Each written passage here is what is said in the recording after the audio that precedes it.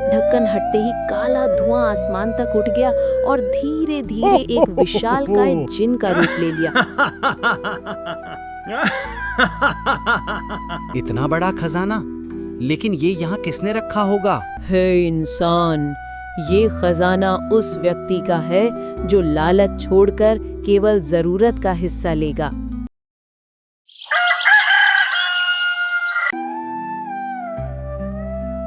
बहुत समय पहले की बात है। एक छोटे से गांव में रामू नाम का गरीब किसान रहता था। खेतों में जी तोड़ मेहनत करता, मगर फसल उतनी नहीं होती कि घर ठीक से चल सके। उसकी पत्नी अक्सर कहती, रामू, पता नहीं भगवान ने हमें इतनी मुश्किल जिंदगी क्यों दी है।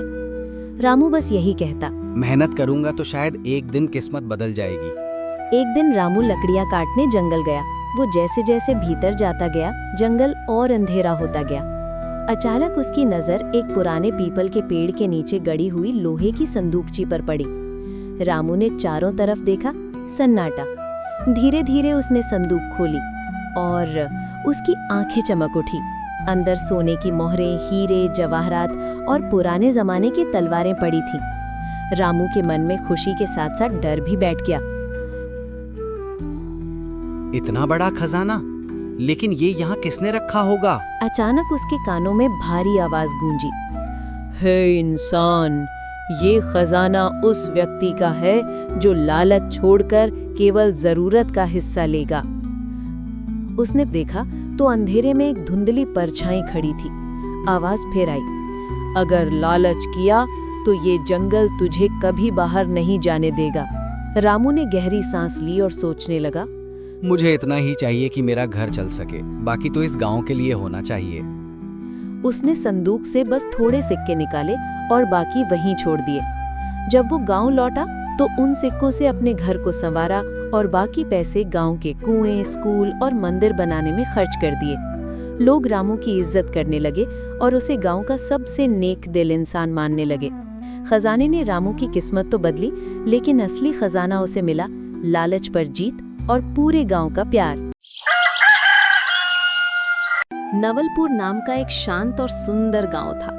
चारों ओर खेत खलिहान, आम के पेड़ और पगडंडियों पर खेलते बच्चे, यही उस गांव की असली पहचान थी।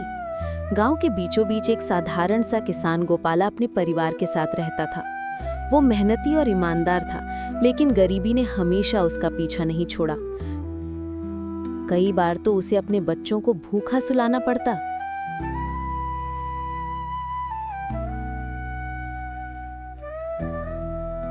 एक दिन जब गोपाला अपने खेत में हल चला रहा था, अचानक उसका हल किसी कठोर चीज से टकराया। उसने मिट्टी हटाई तो एक पुराना काई से ढका हुआ लोहे का घड़ा दिखा। घड़े पर अजीब सी नक्काशी बनी थी जो उसने पहले कभी नहीं देखी थी। जिज्ञासा से उसने घड़े का ढक्कन खोला।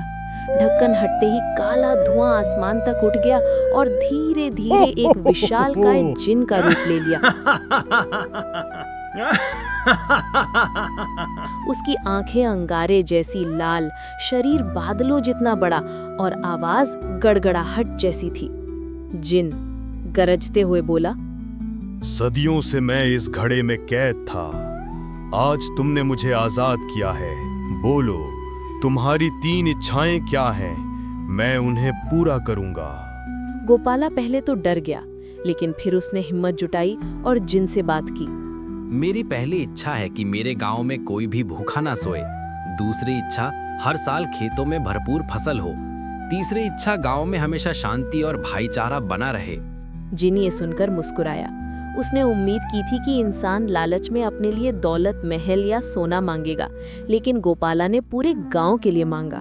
जिन, गोपाला, तुमने स्वार्थ नहीं परोपकार चुना है, इसलिए मैं सिर्फ 3 ही नहीं बल्कि तुम्हें एक और वरदान देता हूँ। जब तक ये गांव रहेगा, सुख समृद्धि यहीं बसी रहेगी। इतना कहकर जिन आकाश की ओर उड़ गया और धुएं में बदलकर गायब हो गया। उस दिन से गांव नवलपुर की तस्वीर ही बदल गई। खेतों में हरियाली लहलहाने लगी, तालाबों में कभी पानी की कमी ना रही और गांव के घरों से खुशियों की हंसी गूंजने लगी। गांव वाले गोपाला को बहुत सम्मान देने लगे। बच्चे उसे गांव का सच्चा नायक कहकर बुलाते, लेकिन कहानी यहीं खत्म नहीं होती, क्योंकि जिन ने जाते जाते एक रहस्यमयी बात भी कही थी। जब भी इस गांव में लालच, झगड़ा या अन्याय बढ़ेगा, मैं फिर लौटूंगा और उस समय मैं परीक्षा लूंगा कि नवलपुर सच में इस वरदान के योग्य है या नहीं। गोपाला उस वाक्य को कभी नहीं भूल पाया। सच्ची ताकत धन दौलत में नहीं, बल्कि निस्वार्थ भलाई और ईमानदारी में होती है। जब इंसान सबके लिए सोचता है तो किस्मत खुद उसके लिए रास्ते खोल देती है। बहुत समय पहले की बात है। एक छोटा सा गांव था, सोनपुर, जो घने जंगलों और पहाड़ियों के बीच बसा हुआ था। इस गांव में अर्जुन नाम का एक समझदार और बहादुर लड़का अपने छोटे भाई रोहन, नटखट बहन मीरा और बुद्धिमान दादाजी के साथ रहता था। सोनपुर कभी बहुत हरा भरा गांव था, लेकिन अब वहां भीषण सूखा पड़ा हुआ था। कुएं सूख चुके थे, तालाबों में दरारें पड़ गई थी और खेतों में उगे पौधे मुरझा चुके थे। लोग दुखी थे और हर रोज की जिंदगी एक संघर्ष बन गई थी। एक दिन अर्जुन और मीरा अपनी दादी जी की पुरानी अटारी की सफाई कर रहे थे। वहां उन्हें धूल से ढका एक पुराना चमड़े का बक्सा मिला।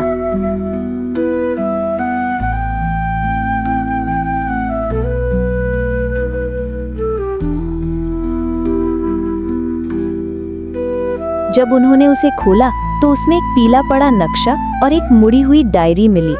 मीरा चिल्लाते हुए बोली, भैया देखो, ये नक्शा कितना अजीब है।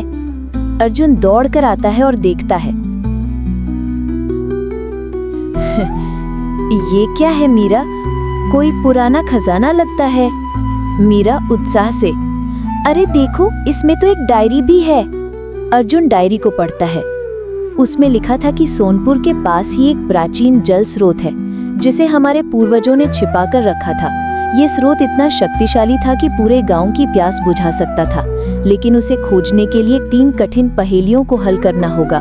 दादाजी वो नक्शा देखकर गहरी सांस लेते हैं। दादाजी, क्या ये कोई खजाने का नक्शा है? ये हमारे पूर्वजों की विरासत है। ये खजाना सोने का नहीं, बल्कि एक प्राचीन जल स्रोत है जो पूरे गांव को जीवन दे सकता है। रोहन खुशी से उछल पड़ता है। खजाना? दादाजी कभी मजाक नहीं करते। ये नक्शा कुछ तो जरूर बताता है। तो चलो हम इसे खोजते हैं। चलो अर्जुन भैया। जब दादाजी और बच्चे इस खजाने के बारे में बात कर रहे थे, बाहर खड़ा हुआ जालिम सिंह ये सब सुन रहा था। वो इस गांव का सबसे दुष्ट व्यक्ति था। लोगों की जमीन हड़पना, उन्हें लूटना, यही उसका काम था। और जालिम सिंह की आंखों में लालच की चमक थी। वो दीवार के पीछे छिपकर सारी बातें सुन रहा था और मन ही मन बड़बड़ा रहा था। क्या नक्शा, और वो भी खजाने का? अब इस खजाने को तो मैं ही ढूंढ कर रहूंगा और इस गांव का सबसे अमीर आदमी बनूंगा। फिर सब पर मेरी हुकूमत होगी, मेरी।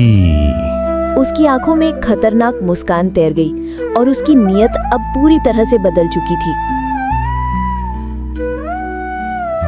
अब रोहन, मीरा और अर्जुन तीनों उस खजाने की खोज में निकल पड़े। नक्शे के अनुसार पहली पहेली गांव के सबसे पुराने बरगद के पेड़ के पास छिपी थी। तीनों भाई बहन वहां पहुंचे और इधर-उधर देखने लगे।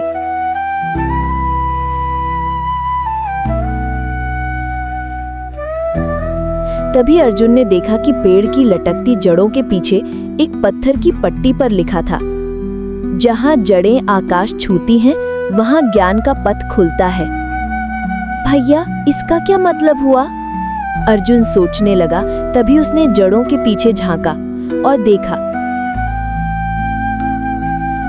उसे वहां एक छोटी गुफा दिखाई दी। पेड़ की जड़ें उस गुफा तक जा रही थीं। लगता है हमें उस गुफा में जाना होगा, तभी आगे का रास्ता मिलेगा। तीनों गुफा के पास गए और अंदर चले गए, लेकिन दूर से जालिम सिंह उन्हें देख रहा था। जब से उसे खजाने की बात पता चली थी, वो उन्हें पीछा करते हुए फॉलो कर रहा था। आगे जाकर उन्हें एक सूखी नदी मिली जो इतनी गहरी थी कि पार नहीं की जा सकती थी। वहां न तो कोई पुल था न रास्ता, तीनों जैसे रुक से गए थे। कुछ समझ नहीं आ रहा था। तभी अर्जुन की नजर एक पत्थर पर पड़ी। उस पर लिखा था, जहां पत्थर बात करते हैं वहां रास्ता बनता है। अब क्या करें अर्जुन भैया? मुझे लगता है कि यही अंत है, इससे आगे हम नहीं जा सकते। तभी मीरा चारों ओर देखती है। यहाँ के पत्थर और लकड़ियां मिलाकर हम पुल बना सकते हैं। अर्जुन ने योजना बनाई। रोहन ने मजबूत लकड़ियां इकट्ठी की और मीरा ने पत्थरों को सजाया। धीरे धीरे उन्होंने एक अस्थायी पुल बनाया और नदी पार कर ली। अब उस नदी को पार करके वो लोग एक खंडहर में आ जाते हैं, जहाँ पर एक पुराना मंदिर था। मंदिर के द्वार पर सूर्य और चंद्रमा का एक प्रतीक बना हुआ था और एक शिला पर लिखा था, जब सूर्य और चंद्रमा एक होते हैं तब सत्य प्रकट होता है। अब इसका क्या मतलब हुआ? समझ नहीं आ रहा। अब क्या करना चाहिए?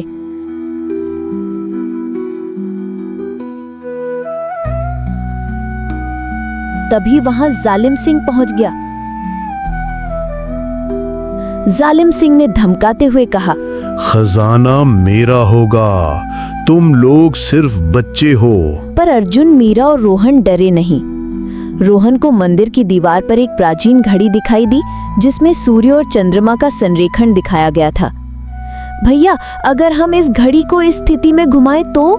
जैसे ही रोहन ने घड़ी को सही स्थिति में घुमाया, मंदिर का फर्श धीरे धीरे खिसकने लगा और नीचे जाने वाली एक गुप्त सीढ़ी खुल गई। वे सीढ़ियों से नीचे गए और एक विशाल भूमिगत गुफा में पहुंचे।